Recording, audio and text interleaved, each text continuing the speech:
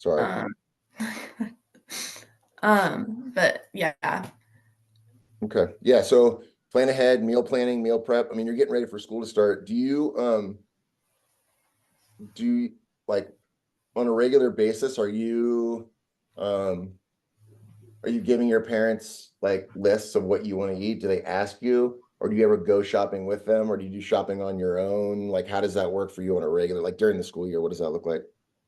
I'll just like tell my mom what I want at the store, like what like I want her to make me. Yeah. And do they ask you regularly, like when they go shopping, Gianna, what do you want for lunch and dinner this week? Yeah. Yeah. Okay. They'll So My mom likes to plan ahead during especially during the school year. She'll like plan out our dinners and then I'll tell her like what days I'll go home for lunch, so then she'll plan. perfect. Yeah. I mean, we're fortunate. Delaney's like a freak when it comes to that kind of stuff in the terms of like, she's got a very limited palate. So she has very specific like tastes for stuff, but and she'll plan ahead. She's way better than anybody else in our family, but we bought like little Tupperwares and she'll put stuff in Tupperware, or like she'll take the leftovers from our healthy dinners. They're not always healthy, but healthy dinners, and then put them aside, right? So again, it's thought management, right? It's about being purposeful in how you go about your thoughts, right? It's not really a belief thing, but it's a thought thing, right? So being purposeful and then reflecting on it, right? So like if you don't, have you done any journaling?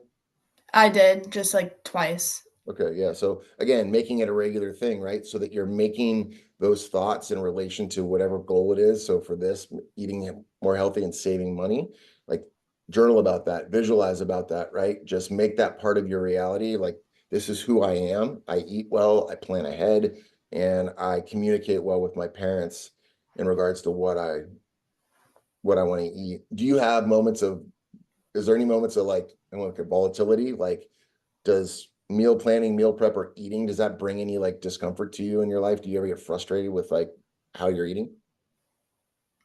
Sometimes. Yeah.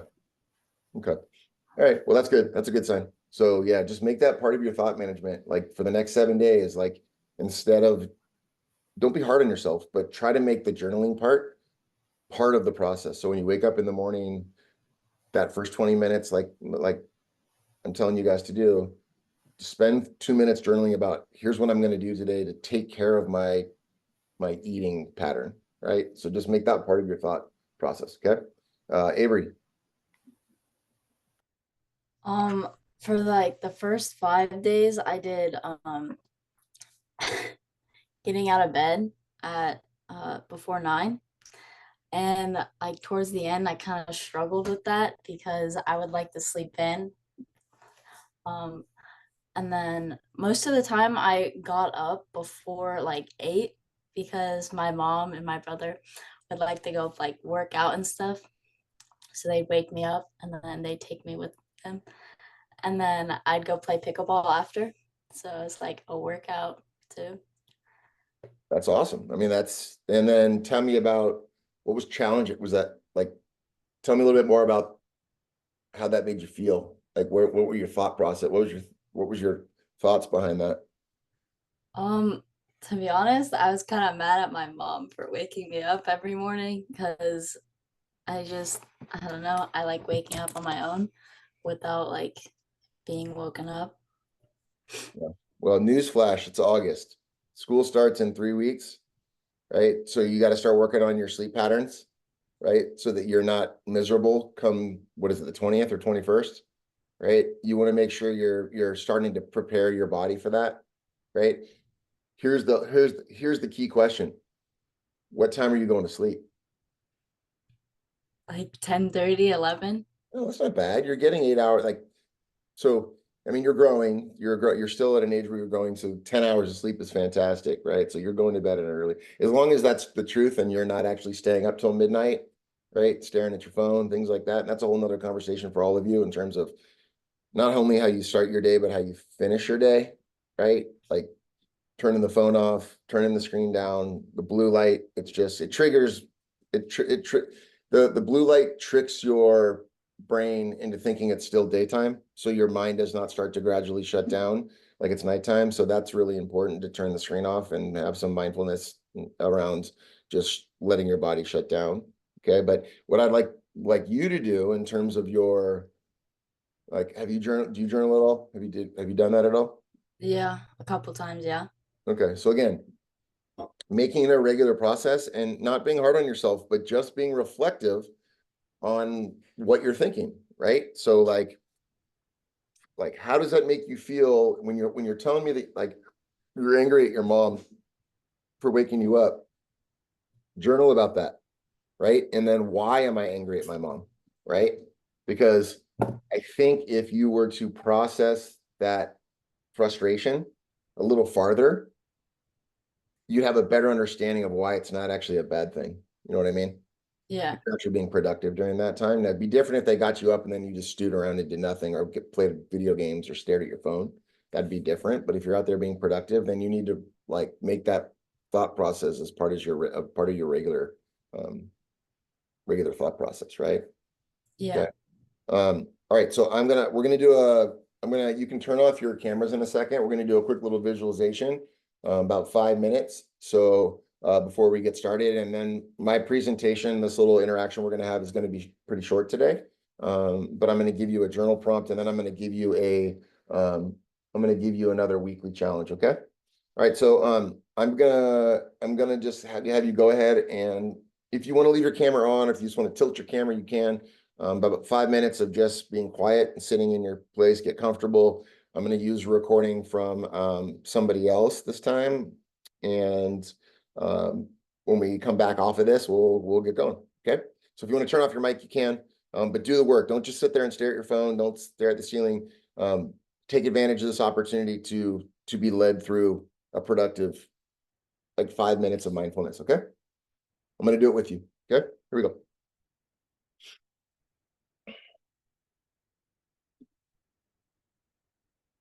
Tell me if you can hear it. Now, what I want you to do Can you hear it? is start to pay attention to your breathing.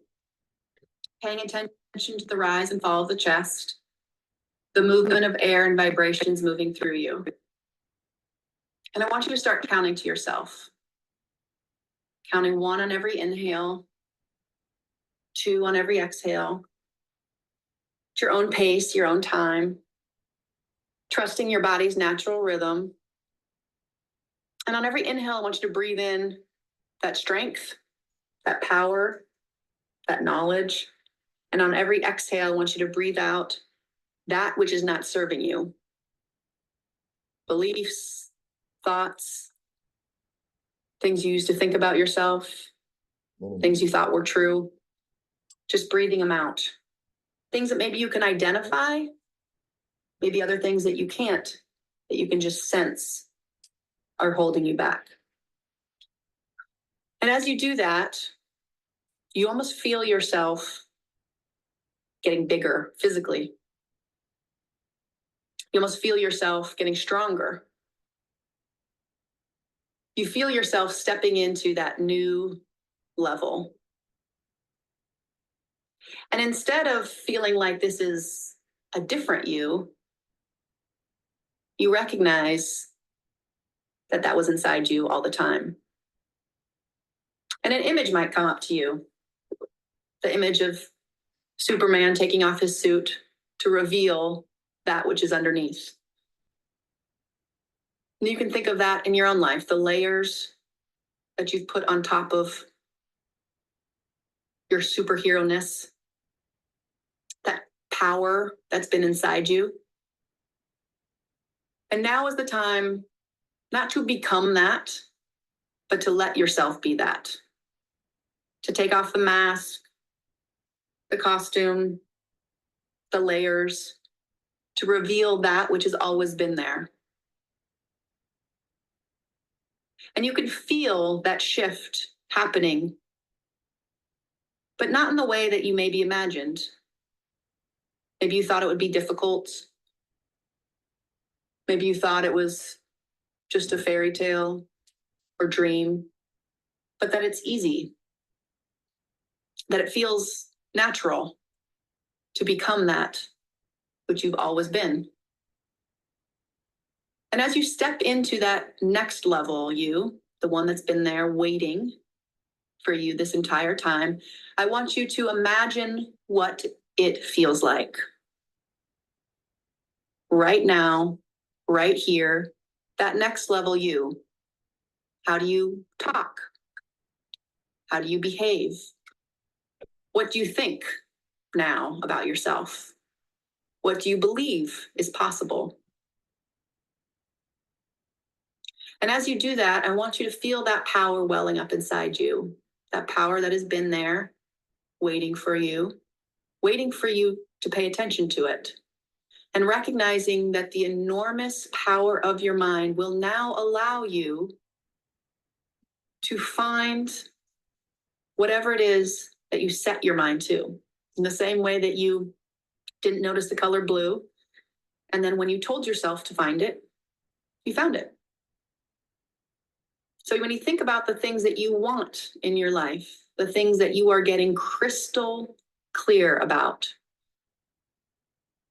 that your enormously powerful mind will not only see them and find them and seek them, but you can trust that you will find the path to them because you are the next level you now. And that is what you do. The actions that you take are clear, confident, without hesitation. That you trust now that you are aligned. Your energy, your thoughts, your values, your goals allow you to accomplish things not only on another level, but with ease. And I want you to feel those shifts within you right now. Noticing how you are different than when you first started this visualization, how you are different than when you first started the training today, how you are different than when you first started this program. And it's because you are allowing that inner next level you to come out. You are removing the layers and allowing yourself to be all of the powerful person that you are. I want you to notice those shifts. I want you to feel confident in those shifts. I want you to trust those shifts and recognize that you will be growing into other levels as well. Give yourself credit for being here, for working on your very powerful mind. Maybe moving a finger or toe to connect with your body in this physical space. And taking your time, really taking your time, allowing yourself to come back into this moment, taking some deep breaths, maybe feeling some shifts in your body, in your physical body, as you feel the shifts in your body and mind. And taking a final deep breath and opening your eyes when you're ready.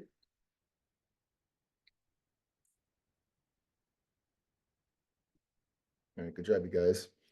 All right, so hopefully you have a writing utensil and your journal with you. Yes.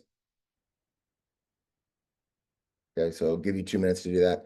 Okay, for the next 3 minutes that you're gonna write, you're gonna write in your journal. Okay, and the question you're going to answer, or the topic of your journal, is around limiting thoughts. We'll talk about that a little bit today. Limiting thoughts are things that you think about yourself that limit your potential. So I'm not a good communicator, or I don't do math well, or I'm not a good free throw shooter. Those are all limiting thoughts, right? So I want you to write for 3 minutes about what are your general or like personal limiting thoughts, okay, that occupy your mind the most. I want you to bring those to the forefront. Okay, so it could be like, I need more money. I don't make enough money for my parents to be happy. I'm not a good person. I'm bad at public speaking. I'm whatever it might be, right? Okay, so 3 minutes, put my timer on. Remember, if your pen stops moving, don't stop and stare, right? Just write the words. What I meant to say is, and keep writing. Okay, 3 minutes. Ready? Here we go.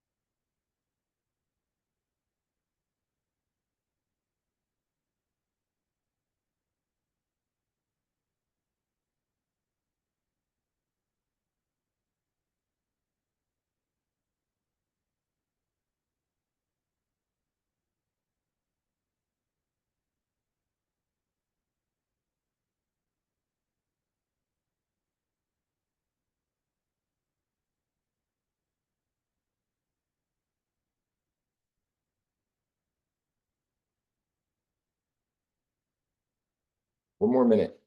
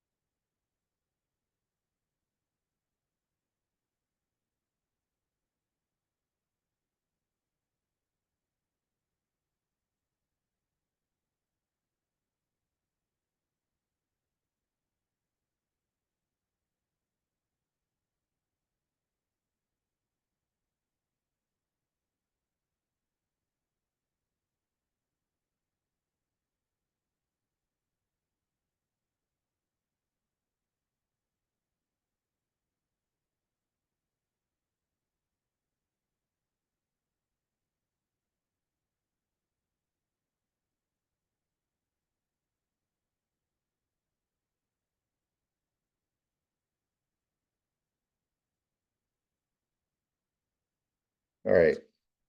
Good job. Go ahead and finish the thought. Finish the thought and put your pen down. All right. Okay, good. So we're not going to get into your limiting thoughts, but these are personal for you. So I'm not going to ask you about those, but I'm going to be sending you some journal prompts this week throughout the week that I'd like you to touch on. And it's all based around this topic. This presentation, today's step in this program, this process, I think personally is the most valuable if you can really get good at it. If you can really start to recognize the belief moments, the thought management moments of your limiting thoughts, it's life-changing. It's transformational. All right. And so, especially at your age, if you can really get good at this and start to make this part of your belief system and the way you think, it'll change your life like immediately. All right. So dive into this. Okay. So really get behind it and think about it on a regular basis. All right. It's a little bit like you're going to hear, we're going to review a little bit about last week and how it's tied to what we're doing now and going forward, and how it's tied to everything we do going even further forward into this, in the more of the athlete toolbox that we'll get into. And you'll start to understand why it's so important. Okay. So the topic today is basically thought management and belief systems. You got to see my screen, right? Little brain with legs. Okay. Oops. Okay. So remember last week, this is review. We talked about your conscious thoughts and your elephant, your subconscious elephant. Hopefully that came up this week. So like Megan, when you wanted to grab your phone, Avery, when you wanted to stay in bed, Gianna, when you wanted to go out and make a different nutritional choice. Hopefully that elephant came to your forefront. Maybe you thought about it a little bit like, oh, right, that's my subconscious telling me that it's okay today to do this, right? It's all based in that safety, right? So you say 50 to 70,000 words a day to ourselves, our thoughts, right? There's just so many thoughts. The irony of that is that 80+% of these thoughts are negative, right? We have a negative bias to the way we think. We think our brain is trained to think in like, how do I get back to safety and comfort? So our thoughts are constantly telling us, beware of this. Oh, that's dangerous. That's going to take like effort. That's going to be hard, right? So it's all about staying positive with how you think and how you go about getting through those negative thoughts, which is, we'll call it reframing those negative thoughts, right? Because we talked about last week how anything that's different than yesterday, it's different for you, equals danger, right? Cortisol, fight or flight. This isn't what I want to do. Even when you know your writer tells you, no, I want to go forward. I want to be better. I want to take this path. Your subconscious brain is telling you backwards. Change is different, right? It's working against you, right? So again, we have a negativity bias because we think about the things that are negative first because we want to go back to how yesterday was. We don't want to our brain doesn't want us to do the work, right? So we need to practice. Like there's no Band-Aid. So the Band-Aid part is Megan one day not looking at the phone, Avery one day getting up to go out and exercise, right? That won't stick over time. It's got to be a belief system that becomes part of your thought process every single day, right? It's got to be become part of who you are and how you think. Now, it doesn't happen overnight, and you're not going to be able to stop everything. We all have our vices. We all have things that like we just fight against, right? Like it's part of who we are, and we have a hard time getting by it, right? So it's you got to be kind to yourself in that sense. And if you screw up, or you jump on the phone, or you go back to bed, or eat Chick-fil-A or whatever it might be, it's not like, oh shit, I'm a terrible person. It's a reminder that this is my subconscious self trying to stick to the pattern, right? So we're working on this outside layer right now, right? It's kind of what we're working towards, right? So we're over here on the tear process today. This is the thought work part of our whole system that we're trying to teach to become more rooted in our belief of ourselves. We're working on this thought process right here. And so today you're going to learn about the tear process and how that works. Okay, so again, you need to be aware of your limiting thoughts and beliefs. So part of your journaling is for you to actually think about them and start to be conscious about what it is that's holding you back. What are the things that you tell yourself that aren't true, right? That they're just thoughts, right? Thoughts are not facts, right? So you want to start questioning those thoughts. When you start making those negative assumptions about yourself, start questioning them. Start really being purposeful in how you understand or think those thoughts, right? You're going to hear this a lot in my coaching going forward. When I see doubt, or I hear I can't, or I'm not good at that, this is the process I'm going to start bringing up to you. Like, is that really true? Is that fact? Right? So just crack the door open. Every time you come across a moment like that, just be curious. Like, is that really true? Like, do I really feel like, am I really bad at that? Am I really not good at that? Because again, it's just your mind working against you. Okay. So today I'm going to give you a couple tools on shifting how you think about it and how you go about working against these negative thoughts. Okay. We have two types of limiting beliefs. All right. There's internal and external.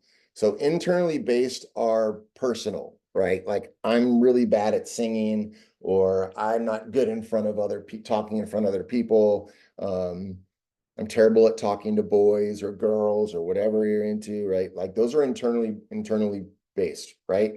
Externally based are things that aren't in your control necessarily. They're external. Like it's hard to make money. I can't find a job. Nobody wants to hire me.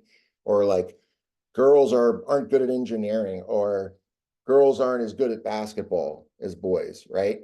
So they can be based on a number of different things, external bias, right? It's like race, gender, how much money you make, right? It's all just external. It's not something that's within yourself, okay? That's not to say that there aren't limits, because we all know there are limits in the world, and that's just the reality, that there are things that are going to be out of our control that make it so that we can't achieve certain things, right? Like Avery's never going to be she's never going to be a dominant center, right? And Megan and Gianna are never going to be elite point guards right now, right? It's just not, there's things working against you right here in that very moment, right?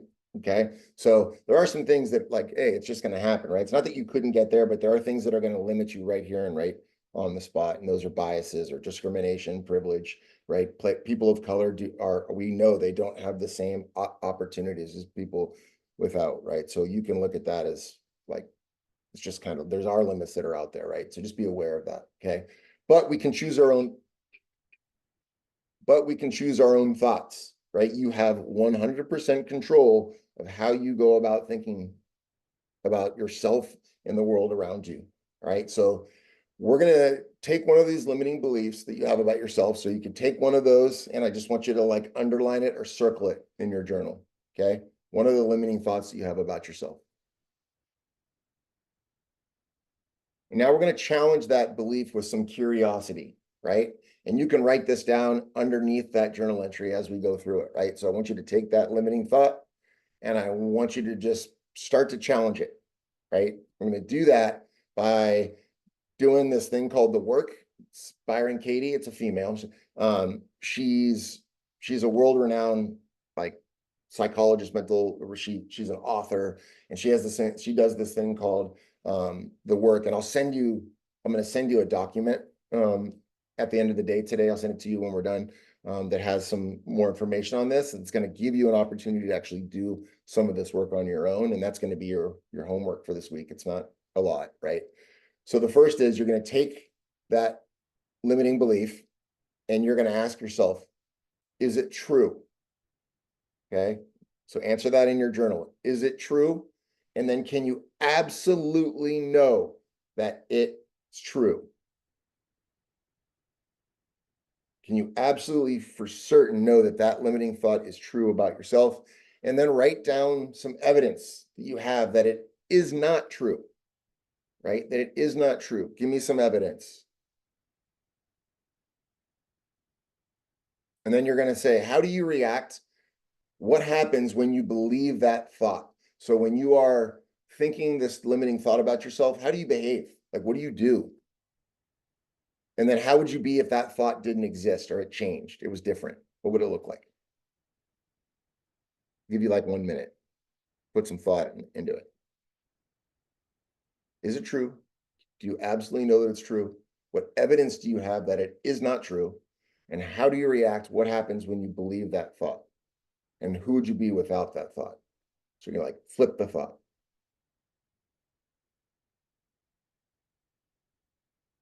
And remember, this is all based in that reticular activating system. We're going to talk about that in a second. That's your filter.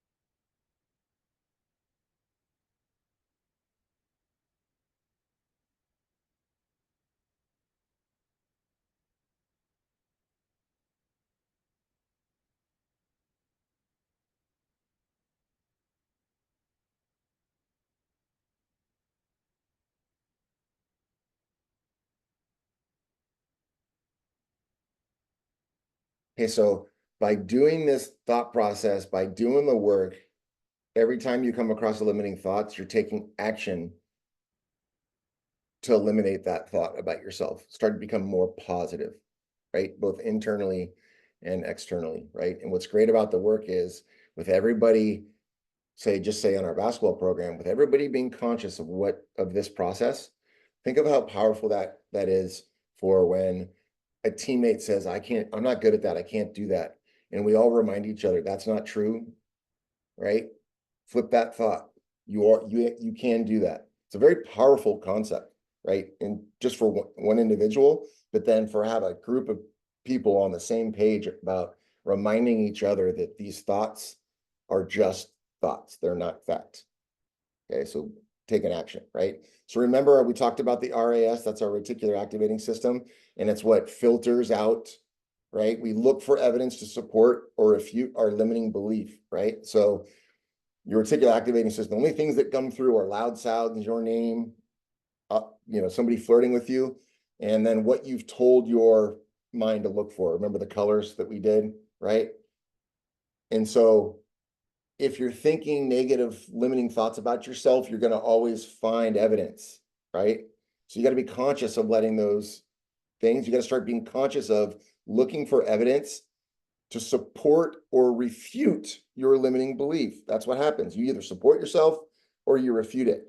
And the goal to be good at the work and to be good at starting to work against your limiting thoughts is to start looking for evidence that refutes, that tells you that's not actually true. That takes effort. Okay, that takes effort. Otherwise, you just stick to the same pattern of like, I can't do this. I'm not good at it. I can't do it. Let's go back to yesterday, right? Oops. So we did this test before. I'm not going to do it again, but that. Hold on a second. That's my wife calling. Yeah, yeah, yeah. All right. Okay. All right. So let's talk a little bit more about your thoughts and how we go about it. So, did anybody want to share? Anybody want to volunteer and share that limiting thought? Because it'd be really good if you did. That's how we get better at it. I'm really bad at public speaking. For public speaking? Yeah. How do you know that's true? Is that actually really true? To be honest, I think I could work on it if I wanted to be better at it, like practicing my speech and stuff for school, but I just don't do it. What makes it true? Uh, Like, are you really out there doing public speaking on a regular basis? no. So that doesn't mean you're bad at it. It just means you don't do it very much, right? You haven't practiced it. So that's not a fact, right? And then, so how do you feel when you go through that process of like, how does that make you feel like when it's time for you to give a speech? I'm nervous. Yeah. And then what happens when you get up there in front of everybody and start talking, I stutter. right? Now, what would happen if you reverse that, right? And you started telling yourself, I'm not terrible at this. I just need practice. I need work, right? And this is how I practice. How would you go about that speech? What would look different standing up there and giving that speech? I'd feel more comfortable. Confident, comfortable, right? And then you improve on it, right? You get better at it and eventually you're good at it. I was the same, but I was very poor at public speaking. I was the type of kid that I wouldn't even call the pizza guy. I'd be nervous to call somebody and talk to a random person in high school just to order a pizza. That shit made me nervous, right? And then I was a communication major in college. So one of the first classes I took was public speaking, and I had to get out in front of all these groups and talk. It was amazing. The more you did it, I was scared shitless, right? But the more I got up and did it, and everyone was supporting each other, it was awesome, right? Megan, you were going to say something. What was it? I did that, like, I'm not like, I haven't done enough to get into like my dream college is like a good college. Okay, so you haven't done enough. So that's kind of an action, but the thought behind that is that I probably it's not important enough to me yet, right? So what kind of feelings is that bringing about when you think that thought? I think it's mainly I just like, I feel like I have done quite a lot, but I just like compare myself to my friends and like what they've done, which then like makes me overthink everything. Right? So it's not a fact, right? You have done plenty of work, right? And then if you flip that thought into like, I am doing work, I still would like to do more, right? How does that change your whole like affect? If you flip that thought and instead of worrying about what everybody else does, you know that you've done some and it's important to you. How does that change your whole affect? Probably makes me more motivated and like confident in what I'm like offering. And so like my application may be stronger and stuff. Golf clap. Okay, snap, snap, snap. Good job. That's exactly the point. All right. So part of finding safety is being right all the time. So we work to prove ourselves right. Remember this from last time, right? That's your limiting thought. It's like getting back to the old comfortable subconscious you, your elephant, right? We work to prove ourselves right. So like you don't pick up the pen and paper, you don't jump on your computer to actually do some work so that you can support your thought of like, I'm not doing enough, right? Okay, so you got to make sure we're working against that. I've given you guys this quote before. If you think you can or you think you can't, you are right. Henry J. Ford, right? It's true. If you think you can, then you won't. If you think you can, you can. If you don't think you can't, you'll never will. It's that simple, right? So this is what we call the tear process. And you're going to hear me say tear process that. Gianna, you're going to hear me say that, right? What it means is you have a thought, like your limiting thought that you just have, and it brings about some type of emotion in you, right? And what happens because of that emotion, right, is you do some certain type of acts, which leads to some sort of result. Okay. And it's a feedback loop. It just keeps happening in circles, right? The more you think the thought, the more the emotion stays the same, the less you do, or the more you do that supports that thought. And you have these repeated results based on those thoughts, right? It's a ripple effect from one thought, right? That just trickles down how you feel. And I just heard both of you talk about it. I just heard you both talk about how it made you feel, kind of what was like going through, what you're going through, right? And typically that leads to some form of action, Avery being nervous and not being able to talk and stutter, right? And that's all based on that one limiting belief, right? So here's some example, right? This was my mentor. She said hers was, my kids flood my basement office right before a training call. So her thought was, these goddamn kids, I can't get anything done around here. So she gets angry and she gets frustrated, right? She yells, she angry cleans. Okay, I'm really good at that angry cleaning, right? You feel guilty for yelling at your kids, and then you don't feel centered around any preparation for a work call or these meetings, right? For meetings. It's like, what if Avery hadn't gone given me a reminder, I wouldn't have been prepared right at 10 o'clock. So she got me going a little earlier, right? And I would have been frustrated and it would have been hard. But if you think about the same situation for I have the ability to manage my mind and practice what I preach. Just because the floor is flooded doesn't mean I have to be a wacko, right? So you're calm, she's calm and measured. She talks to your kid, she gets it cleaned up and she's prepared, right? Avery did that for me, right? Like I would have freaked out, but by Avery telling me I was a little more measured, right? I sat down, I got prepared, and I was ready to go, right? And you get what you need to get done. Now let's think about something for every single person, right? You have this big giant task list. I have 15 tasks to get done today, right? This is a great quote that my mentor says all the time, because when we talk, I'm just like, I have so much to do. I don't know how to do it all.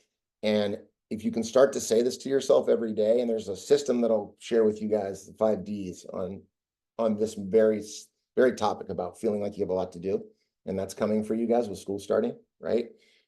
I have too little time to get anything done, right? I can't do everything. So you feel overwhelmed, you're not motivated. What happens? You procrastinate or you switch tasks. You start doing other shit, right? You get distracted. We call that worky work, right? You start doing things to feel like you're actually doing stuff, but you're not doing the things that you need to get done, like reading the book or doing the homework or cleaning your room, right? So you don't ever really get anything totally done, but you do all these other little things, right?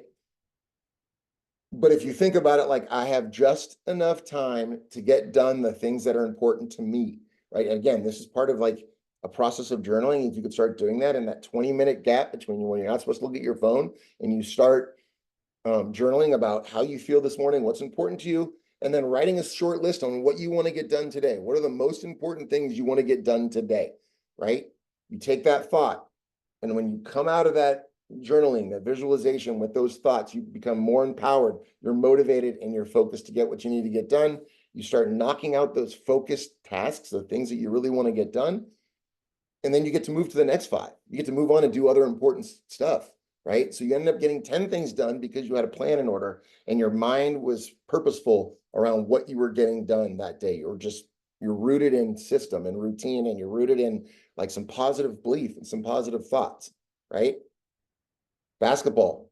I didn't play last game, right? We've been there. You've all been there. I know you've all been there, right?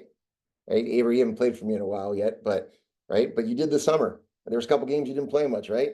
Right. Megan and Gianna have rode the bench for me before. I know that, right? So what is the thought process that goes through that? I'm never going to get off the bench. What's the point of all the work I've done? This is stupid. So you become unmotivated and not confident, right? You start doubting who you are. So you don't practice as much anymore. You don't go out and train. You don't put the work in, and you don't put the extra time in to improve because you think that it's outside of your control, right? And you just simply don't improve. And it reinforces your thought that no matter what you do, you're not going to achieve that goal. You're never going to play for Coach Butler, right? What about if you look at it the other way, right? So you didn't play in the last game. It's like, I'm here to push myself and get to another level every day. The results will come, the 1%. What did I learn today by sitting on the bench? What did I see in the game that maybe I could do better so that I can play more? What did so-and-so do out there that was productive and was good that I need to get better at? So you begin to feel motivated, and then you're in control of what you're doing next, and you begin to practice and focus and process everything that needs to get done for improving. You start to look a little different. Shoulders are up higher, your head is up, you support your teammates, you're waving towels, you're stoked, right? And then you start to improve, and hey, what do you know? You're playing, right?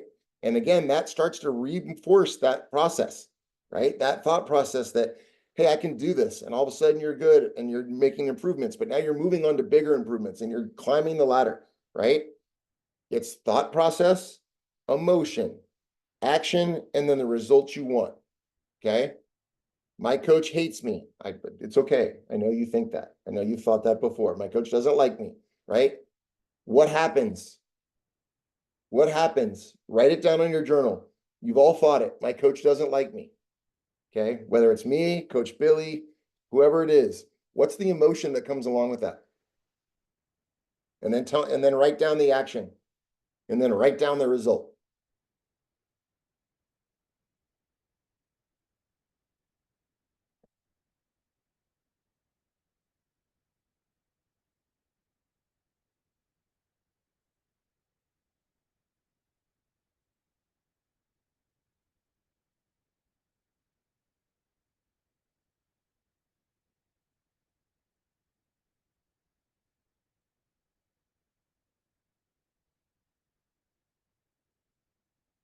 And then right when you get finished with that, I want you to change that thought, be conscious of it, and flip that thought into my coach is pushing me and making and challenging me because they believe in me.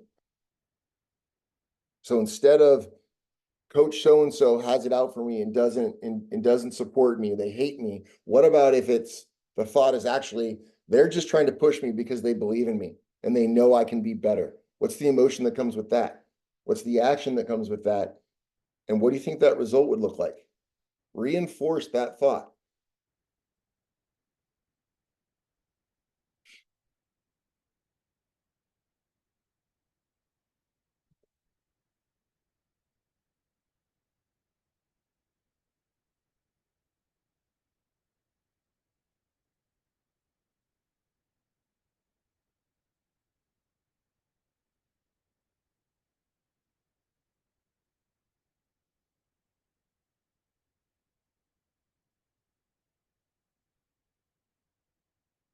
Gianna, what'd you come up with? Tell me about the positive side. I was still writing, but like you'll feel more motivated to like work hard and like try more. And then you'll also like feel good about what you're doing. And then what ends up happening, right? Coach plays you, right? Mhm. Different version, coach plays you. I've seen that from all three of you. I saw that from all three of you this summer. You guys have like steadily climbed this ladder, right? Because there seems to be some more positivity into what you're doing. You guys are putting in the work, right? And you're fighting through some of the moments that I've seen you go through where it seemed to kind of limit you in terms of being able to just fight through and get better, right? So today is part of that process for you and understanding that you're in control of your thoughts, right? Regardless of how, if I play you or not, you're in control of how that experience goes, right? And you can either make it good for yourself or you can make it worse. And that's a life skill because you're going to come across plenty of times in your life where as professor, a boss, a relationship, you're going to feel like they don't like you. And you're going to have a choice on how you go about dealing with that. Make it better for yourself and work through it, or you can let them dominate your thoughts, right? So I've seen this improving for you, right? And now when we go forward, right, this is going to be a side conversation that we're going to have, right? And just say, are you processing this? Like, what are your thoughts, right?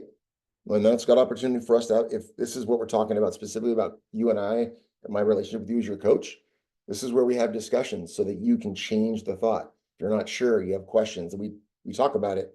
We have open dialogue so that I can help you change this process, and you can help me change my process and how I'm thinking about it. I think that's really important. It's a two-way street, okay? So intentional thought work is a superpower. How you go about thinking about your daily everything and how you go about fighting off your limiting beliefs is a MF superpower. People that like you probably all have someone in your life who's really good at this. They're just like almost like toxic positivity. You guys have any friends or people like that around you that are like they're just always positive all the time to the point where you're like, God, that's annoying, dude. Like he or she's like so positive all the time. It's bullshit. Things aren't that good, right? We all know people like that. That's a superpower. It's a superpower to live in a world where you can turn anything that potentially could be limiting or negative into a superpower, right? And think about what that does to the things that are important to you, your schoolwork, your basketball, your softball, your relationships with your family, your teachers, your friends. It's just like, holy shit, just change your life, right? Just by being intentional about how you think about your limiting thoughts, okay? So this is all about giving you some tools. I'm going to give you some more as we go forward. So I want you to journal this week. I'm going to send you a text in a little bit, and I'm going to send you. Do you guys all check your email? Are you guys regular email, or is it better just to text you attachments? Text. Text. Avery, text, email. Text. Megan, text or email? Text. Okay. So I'm going to send you some attachments. The thing is, if I send you those, if they're journal prompts, that's fine. But if I send you documents, can you take documents off of your text to be able to write on them? Can you print them off your phone at home? Yes? Okay. So let me know if you can't, because I want you to do the work.